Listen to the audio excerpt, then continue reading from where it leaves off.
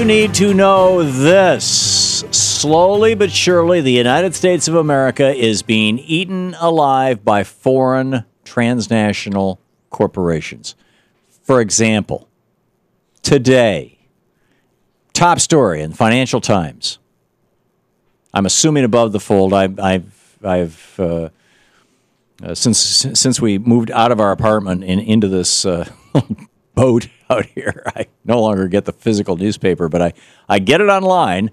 And it was a top story on the Financial Times website. News broke that telecom giant Sprint is being bought by the foreign Japanese corporation SoftBank for more than $20 billion.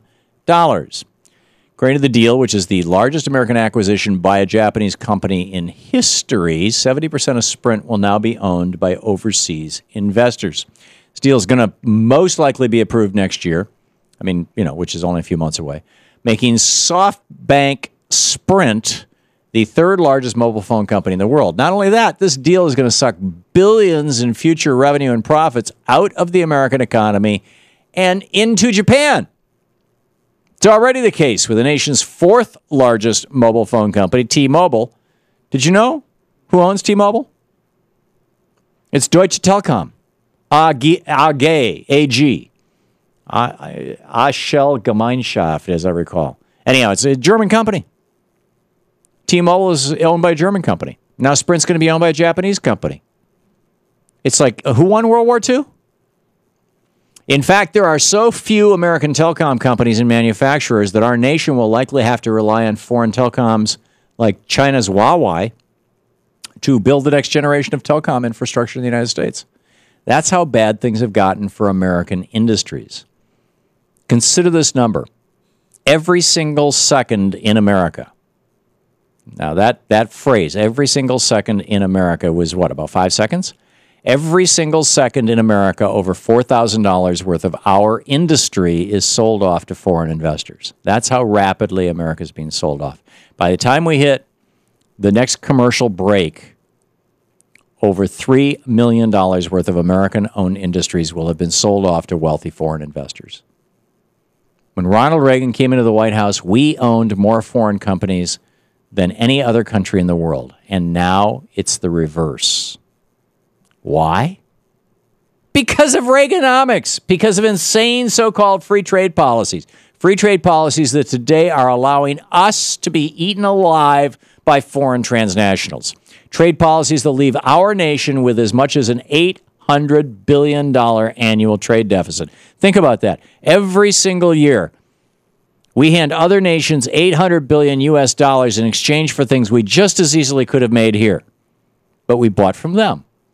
And since these are U.S. dollars, these foreign nations eventually have to spend that money someplace. And who issued that money? Oh, yeah, we did. So they have to come back to the United States to spend those dollars. And that's exactly what they're doing. They're buying up U.S. companies and buying up our commons. They're buying up Sprint. They already bought up T-Mobile. They're buying up parking meters in Chicago, water systems around the country, toll roads in Indiana, Virginia, Texas, not to mention tens of thousands of for-profit companies. They're buying up private charter schools to educate our kids. And each time a foreign company buys an American company or buys a chunk of our commons, that represents future profits getting sucked out of our economy and dropped into that foreign nation. But that's just one example of this foreign corporate takeover. Look at what's happening with the Canadian corporation TransCanada, the one that Mitt Romney loves so much. Hey, let's make North America energy independent. Well, North America includes Canada. The Canadian corporation TransCanada, which as we speak is bulldozing private property in Texas to build a massive pipeline across the United States down to the Gulf Coast where toxic tar sands oil will be refined and shipped all over the world. We get higher prices for gasoline and the pollution from refinery. We get to pay higher prices for gas. We get the pollution from the refining because the Canadians aren't stupid. They're not going to refine that junk in Canada. Canada gets the money from selling us the tar sands oil. And England, Brazil, and China get the gasoline and diesel fuel that these companies are going to export from our Gulf Coast. We talked about this last week. 78-year-old Eleanor Fairchild was arrested for trespassing on her own property as she tried to stop TransCanada's bulldozers, a Canadian company. She's in Texas. She tried to stop TransCanada's bulldozers from clearing away trees on her land. We are quickly becoming the world's mining and pollution waste pit. And while all Americans should be outraged by that, there are some American companies that are actively participating in this predation. And one of those companies is Bain Capital. Yep, that business that Mitt Romney started back in the 1980s and that he still gets a $90,000 a day paycheck from. Think about that for a minute. How much did you make last year? Mitt Romney makes $90,000 a day. He has made billions seizing control of American companies, gutting them, or at least his company has, gutting them, and then selling them off to foreign investors. And then they pay Mitt Romney $90,000 a day for that. In his own words, Mitt Romney described his business model at Bain as harvesting companies.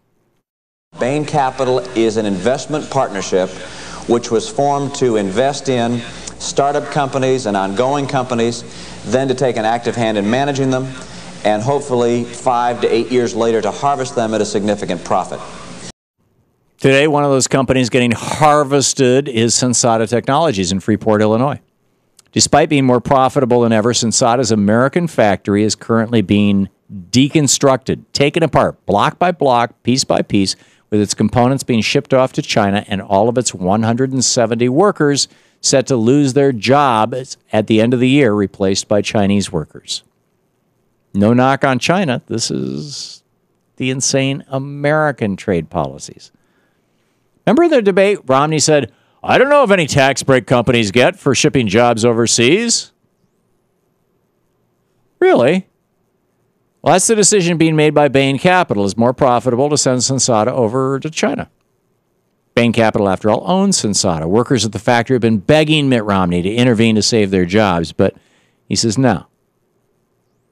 He and the other corporate outsourcers are committed to getting all the short-term profits they can, even though it means the long-term death of the American economy.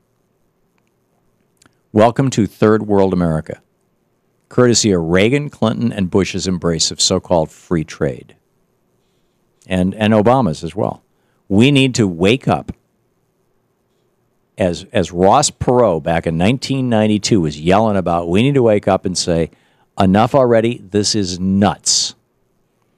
As Senator Bernie Sanders has said on this program over and over and over again for the 7 or 8 years that he has been on here every single Friday doing our national town hall meetings, our trade policies, these international trade policies, these free trade policies, they do not work for the American workers. They do not work for the American economy. They don't work for us. They only are hurting us. And it's time for us to wake up to it. I find it amazing. Mitt Romney's running around now. He's taking a China bashing, right? He's going to get tough on China. While Bain is shipping Sensata literally as we speak. Go to bainport.com. The Sensata workers have occupied a fairgrounds across the street from the factory and renamed it Bainport. This is Freeport, Illinois. Bainport.com. And you can see the whole story. Bain is shipping a factory to a foreign country, to a low-wage country. Why?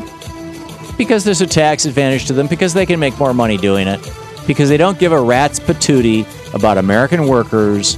And by the way, these people are not even, they've lost their severance pay now, in addition to everything else.